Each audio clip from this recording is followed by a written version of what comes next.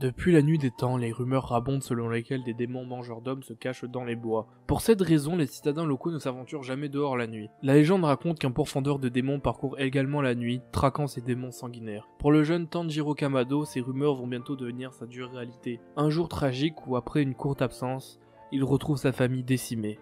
La seule survivante de cette tragédie est sa jeune sœur Nezuko. Hélas, au contact du sang du démon, celle-ci devient à son tour un démon. Afin de renverser le processus et de venger sa famille, Tanjiro décide de partir en quête de vérité.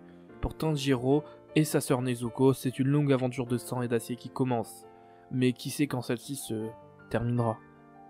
Ohio, c'est Kayuto, et aujourd'hui on va parler du film Demon Slayer, Kimetsu no Yaiba, le train de l'infini.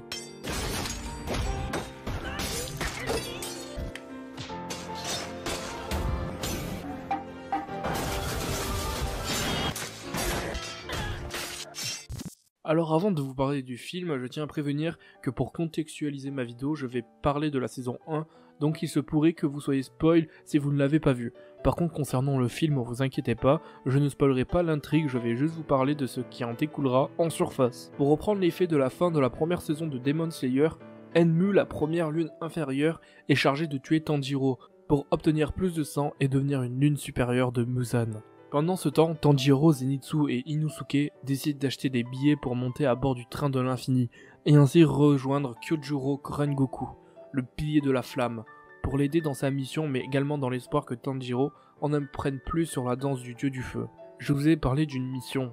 Effectivement, Rengoku, le pilier de la flamme, a été chargé d'enquêter sur les mystérieuses disparitions qui se passent dans le train de l'infini.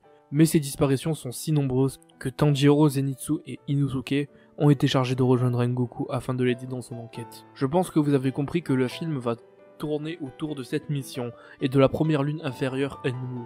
Et comme le précise son titre, le film Demon Slayer va principalement se dérouler à bord du train de l'infini. À part si c'est une grosse douille. Voilà, je pense vous avoir expliqué et contextualisé ce qui se passera dans ce film et également vous avoir remis la fin de la saison 1 en tête. Je finirai en vous disant de faire attention au spoil, le film a malheureusement fuité sur certains sites dont je ne ferai pas la promotion, donc garde au spoil. C'était Kayuto, les mangas et les animes c'est la vie. Jane.